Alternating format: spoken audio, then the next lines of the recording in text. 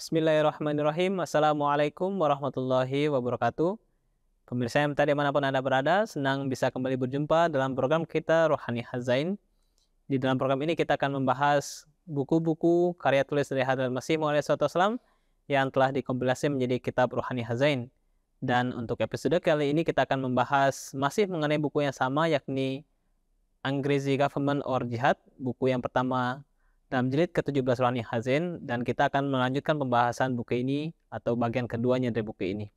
Baik, saya Hafizur Rahman, di studio telah hadir narasumber kita Bapak Maulana Arif Rahman Hakim Syahid.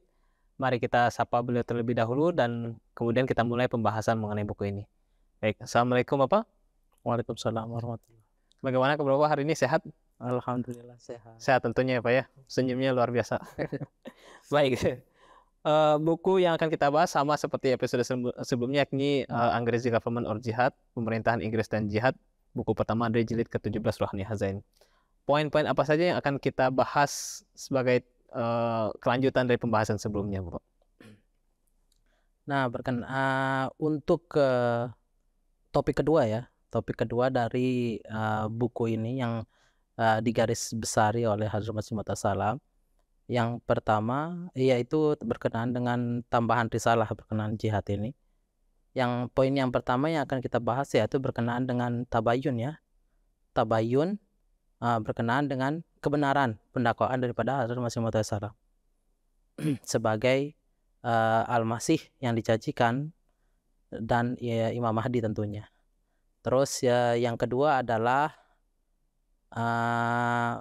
poin yang bisa kita ambil dan kita akan bahas berkenaan dengan rasa syukur ya terhadap pemerintah Inggris. Dan yang kedua dan yang ketiga adalah berkenaan dengan kedudukan daripada Hazrat Masih Maud Salam, kedudukan dari Hazrat Mirza Ghulam Ahmad Salam berkenaan dengan status beliau sebagai Isa Al-Masih dan Al-Masih yang dijanjikan dan Imam Mahdi. Dan yang terakhir adalah saran usulan yang disampaikan oleh Hazrat Masih Maud Salam kepada pemerintah ya berkenaan dengan mengurangi gitu tindak kriminalitas atau jihad ya pada saat itu kepada pemerintah Inggris. Baik, 4 poin yang menarik yang akan kita bahas dalam episode kali ini. Kita masuk ke pembahasan pertama mengenai berkenaan dengan orang-orang yang tidak melakukan tabayun. Ini bagaimana penjelasan Hadrat Masih Maud? Nah, di sini Masih Maud Salam bersabda ya berkenaan dengan orang-orang yang tidak melakukan tabayun. Dan tentunya beliau bersabda bahwa hendaknya orang-orang tersebut yang ingin mengetahui berkenaan dengan diutusnya Hazrat Masih Maud Salam sebagai Al-Masih yang dijanjikan dan Imam Mahdi, seperti apa status tersebut. Nah, di sini Hazrat Masih Maud Salam bersabda bahwa berkenaan dengan orang-orang ini ya, dan orang-orang ya tentunya ya secara umum, secara khusus gitu yang melakukan tabayun juga. Nah, di sini beliau bersabda bahwa orang-orang yang tidak mempelajari kitab-kitabku dengan teliti, apa yang telah selama ini sebelum dituliskan kitab ini, mereka dapat terjebak dalam dugaan bahwa pendakwaanku ini adalah sebagai reinkarnasi. Nah, jadi orang-orang itu supaya jangan terjebak gitu dalam dugaan bahwa pendakwaan beliau tersebut sebagai reinkarnasi.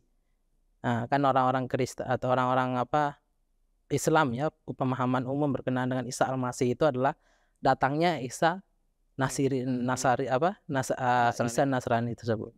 Isa Nasiri itu. Nah, seolah-olah ruh kedua Nabi Agung tersebut yaitu Hazrat Isa alaihissalam dan Hazrat Rasulullah SAW itu masuk dan tampil di dalam diriku, sabda beliau di sini.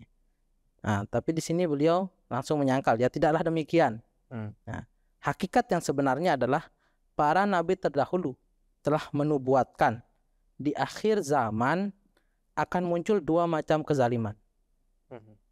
Ini maknanya ya, maknanya 2 macam kezaliman. Kenapa? Al-Masih Maud Al-Masih yang dijanjikan dengan Imam Mahdi. Jadi ada dua wujud ya, dua status gitu, status sebagai Al-Masih dan status sebagai Imam Mahdi. Nah, tapi di sini dikaitkan dengan dua kezaliman yang akan muncul pada akhir zaman oleh Hazrat Masih Maud Salam. Yang pertama adalah kezaliman terhadap hak-hak makhluk Allah Ta'ala. Itu yang pertama. Dan kedua itu kezaliman terhadap hak-hak Al-Khaliq atau Sang Pencipta. Nah, di sini para nabi itu menubuatkan, beliau bersabda bahwa para pembunuh akan melanggar hak-hak makhluk dengan banyak menumpahkan darah orang-orang yang tidak berdosa atas nama jihad. Nah, ini kezaliman pertama. Dengan anggapan bahwa dengan berbuat demikian ia akan memperoleh ganjaran yang besar dari Allah Ta'ala. Nah, ini untuk kezaliman yang pertama berkenaan dengan Isa Al-Masih tersebut, Al-Masih yang dijanjikan. Terus yang beliau melanjutkan bahwa zaman yang dinubuatkan tersebut ya sekarang sudah datang, di mana sudah terjadi kezaliman terhadap pelanggaran terhadap hak Sang Pencipta ya. Nah, terus di sini beliau langsung untuk ke poin yang selanjutnya ya. Ke poin yang selanjutnya yang saya sampaikan tadi berkenaan dengan rasa terima kasih ya kepada pemerintah Inggris. Nah, di sini beliau menyampaikan, beliau memberitahukan, mengumumkan kepada orang-orang Islam pada saat itu, mengingatkan kembali bagaimana sebelum kedatangan pemerintah Inggris di India ini, bagaimana keadaan mereka di bawah pemerintahan kerajaan Sikh pada saat itu. Bahkan mengumandangkan azan pada masa pemerintahan Sikh itu adalah suatu tindak kriminal bagi mereka, di mana mereka mengumandangkan azan. Ketika mereka ada yang mengumandangkan azan gitu, pemerintah Sikh pada saat itu langsung menangkap, bahkan juga membunuh orang yang melakukan mengumandangkan azan tersebut. Nah, di sini Hazrat Masih Maud Salam membawa kembali mereka untuk mengingat bagaimana keadaan sebelum datangnya pemerintahan Inggris ini. Dan seyogianya orang-orang Islam pada saat itu hendaknya untuk berterima kasih kepada pemerintah Inggris ini. Dengan kedatangan pemerintah Inggris ini, pemerintah ini memberikan kebebasan untuk melakukan ibadah-ibadahnya, membebaskan semua agama tentunya, tidak hanya Islam dan Sikh ataupun Hindu pada saat itu, tapi semua. Nah, sampai pendakwaan pun ada yang sebagai nabi, ada yang sebagai diizinkan pada saat itu oleh pemerintah Inggris. Dan yang kedua adalah berkenaan dengan kezaliman yang kedua ya, bahwa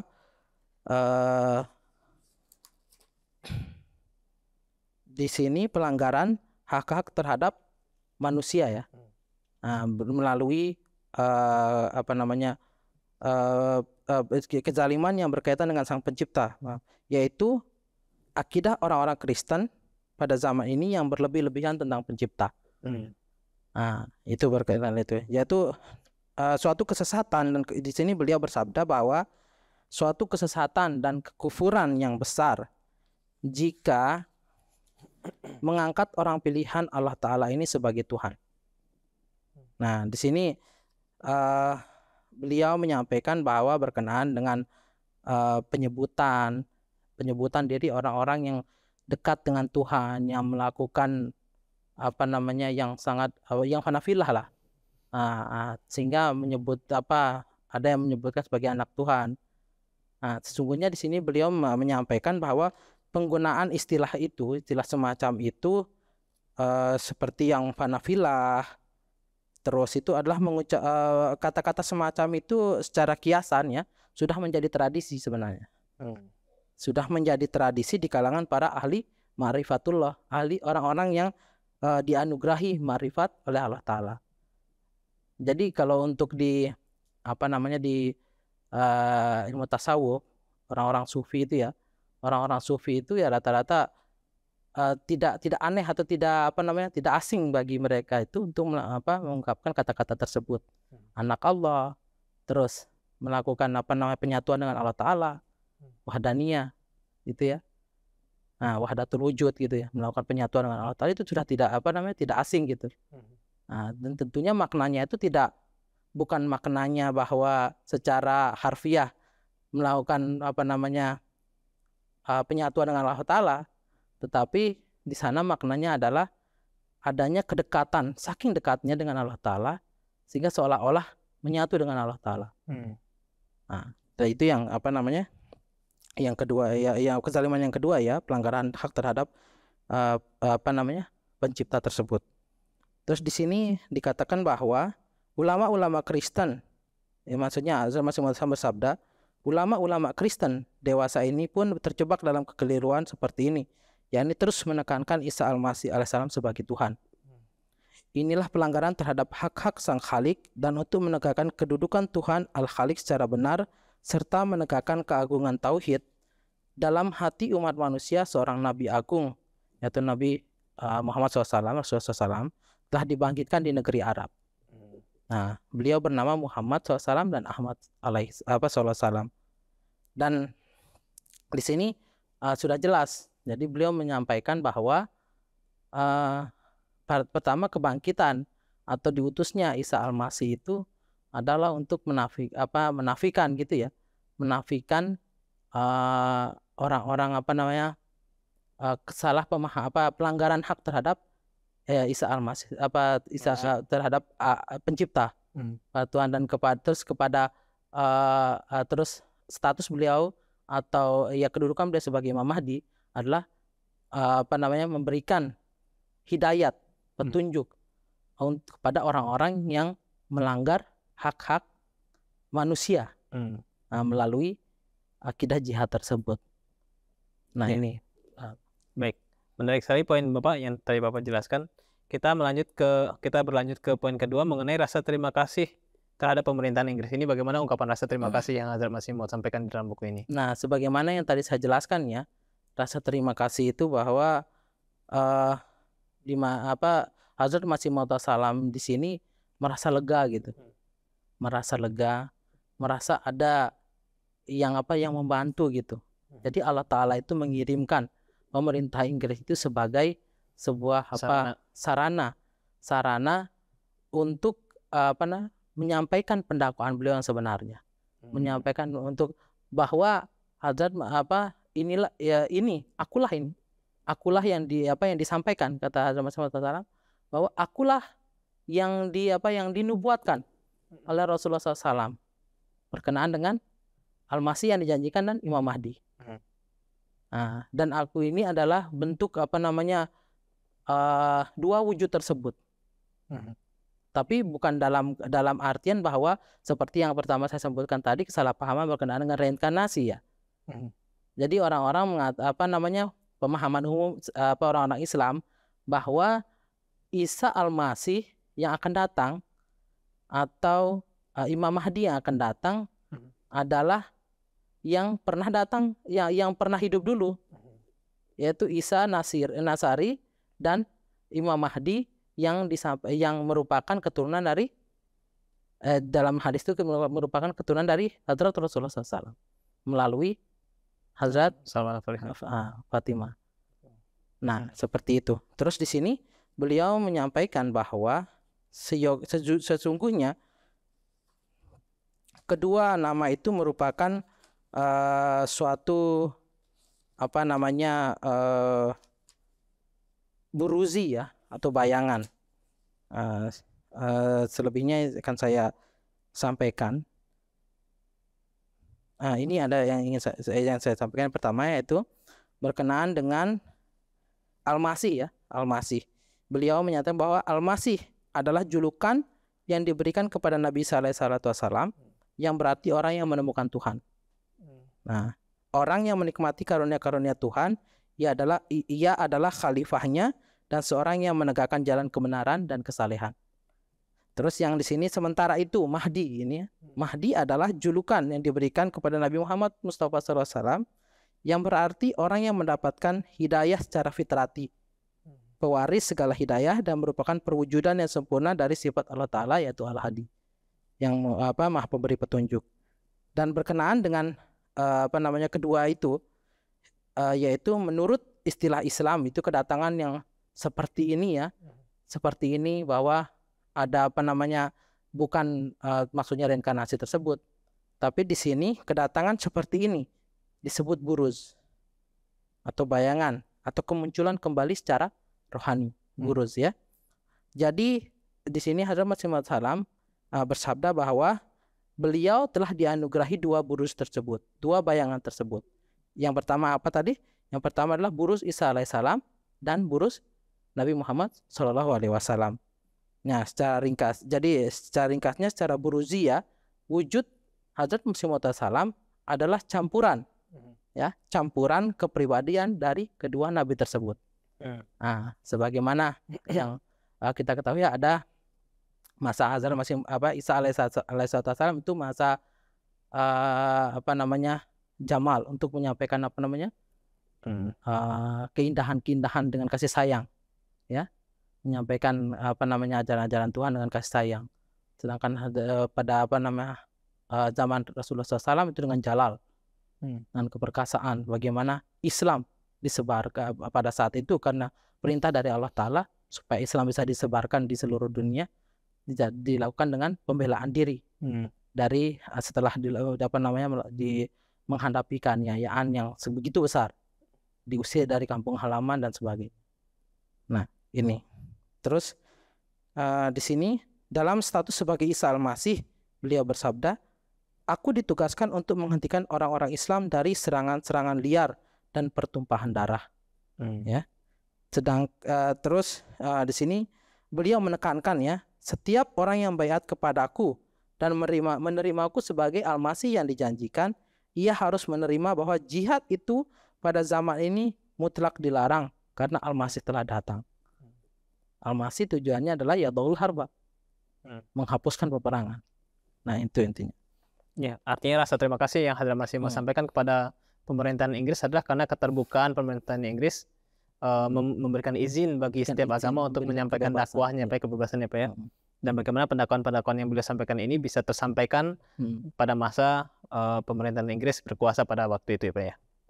Baik, selanjutnya adalah mengenai kebenaran pendakwaan Hazrat Mirza Ghulam Ahmad sebagai Imam Mahdi ini. Apa poin yang Hazrat Masih mau sampaikan? Nah, pendakwaan Hazrat Mirza Ghulam Ahmad di sini beliau menyampaikan bahwa berkenaan dengan Imam Mahdi, bahwa dalam kedudukan sebagai Imam Mahdi, atau di sini biasa disebut beliau selalu menyampaikan dalam buku-buku gitu, itu Muhammad Al-Mahdi gitu, ya. Jadi tugas beliau itu, tugasku kata beliau adalah menegakkan kembali tauhid ilahi di dunia dengan bantuan tanda-tanda ilahi. Terus di sini beliau juga menyampaikan beberapa syair lah yang mungkin sudah yang saya sampaikan artinya saja, yaitu aku adalah wujud yang maha tinggi yang untuk supaya penyembahku para nabi telah diutus. Akulah pencipta dan pemilik dan tidak ada wujud lain yang menyamaiku. Aku tidak dilahirkan dan tidak pula aku tunduk kepada kematian. Nah, ini disampaikan kepada sebenarnya kepada Nabi Musa, ya, pada saat di Gunung Sinai waktu itu. Dan ini juga Allah Ta'ala nampak kepada Isa Al-Masih di Gunung Sir, dan dia memancar kepada Nabi Muhammad Mustafa SAW di Gurun Paran. Nah, berkenaan dengan ini, jadi tugas dari Imam Mahdi itu adalah menegakkan kembali tauhid ilahi di dunia dengan bantuan tanda-tanda ilahi. Dan ada ya mungkin itu saja yang ini berkenaan dengan Imam Mahdi tersebut, status Imam Mahdi. Baik, poin terakhir yang akan kita bahas sebagai akhir dari pembahasan buku ini, bagian kedua, yakni mengenai usulan-usulan Hazrat Masih Maud terhadap pemerintahan Inggris, atau dalam hal ini adalah Ratu Inggris. Apa-apa saja usulan-usulan yang beliau sampaikan di dalam buku ini, Bu? Nah, di sini usulan yang beliau sampaikan sebenarnya satu saja. Usulan saran yang mungkin sudah sangat lama beliau usulkan, sudah berkali-kali beliau menyampaikan ini kepada pemerintahan Inggris pada saat itu, yaitu pemerintahan Inggris mulai tegas gitu, dengan apa? Dengan cara membuat satu undang-undang gitu, untuk menetapkan gitu suatu undang-undang sampai 5 tahun ke depan, ya, bahwa semua penduduk Hindustan termasuk para pendeta dilarang keras menyerang agama lain dan agar memberi teladan dengan cinta dan akhlak. Nah, ini usulan beliau itu kepada pemerintah Inggris pada saat itu, dan ini berkali-kali disampaikan oleh beliau. Bahwa pemerintah Inggris pada saat itu buatlah undang-undang berkenaan dengan ini. Supaya apa? Supaya di sini beliau menyampaikan bahwa supaya tidak ada lagi provokasi gitu ya. Provokasi dari antara satu agama dengan agama lain, tidak ada lagi menyerang agama Tuhan dari satu agama ke agama lain. Nah, kalau sudah seperti itu, apalagi pada saat itu orang-orang Kristen atau pendeta Kristen itu sangat gencar menyampaikan berkenaan dengan akidah jihad tersebut. Nah, itu jadi pemerintah Inggris, Hazrat Masih Maud Salam pada saat itu berkali-kali, bahkan di sini beliau mengatakan ini yang keempat kalinya. Ini yang keempat dalam buku ini, pada saat beliau menulis buku ini. Ini keempat kalinya beliau menyampaikan usulan kepada pemerintah Inggris bahwa pemerintah Inggris senantiasa seyogyanya menetapkan undang-undang sekitar 5 tahun ke depan gitu, supaya kenapa diambil rentang 5 tahun ini? Biasanya orang-orang kalau sudah lama gitu sudah lupa kan gitu. Nah, supaya pemerintah Inggris membuat undang-undang menetapkan untuk pelarangan melakukan hate speech lah gitu. Hate speech atau melakukan provokasi, menyebarkan atau mengadu domba antara satu agama dengan agama yang lain, menjelek-jelekan ajaran-ajaran agama satu dengan agama yang lain, atau menjelek-jelekan Tuhan agama satu dengan agama yang lain. Ya, itu usulan beliau. Artinya beliau sangat mendorong penyebaran agama tersebut, apapun agamanya, silakan disebarkan dengan cara yang indah ya Pak ya, tanpa harus menyinggung perasaan atau keimanan ajaran agama yang lain ya Pak ya. Baik, dan beliau mendorong pemerintahan Inggris untuk menetapkannya sebagai suatu undang-undang yang terikat, yang mengikat kepada semua bangsa. Baik, jazakumullah Bapak atas diskusi kita mengenai buku ini, bagian kedua dari buku Angrezi Government or Jihad. Mudah-mudahan dapat bermanfaat bagi kita semua. Sekali lagi jazakumullah Bapak. Baik, pemirsa MTA dimanapun Anda berada, demikianlah pembahasan dan diskusi kita mengenai buku Angrezi Government or Jihad atau Pemerintahan Inggris dan Jihad bagian kedua. Mudah-mudahan dapat meningkatkan wawasan kita dan mempertebal keimanan kita terhadap Islam, terhadap Hazrat Masih Maud Islam, dan terhadap Rasulullah SAW. Saya Hafizur Rahman beserta kru yang bertugas mohon undur diri. Wabillahi taufiq wal hidayah. Assalamualaikum warahmatullahi wabarakatuh.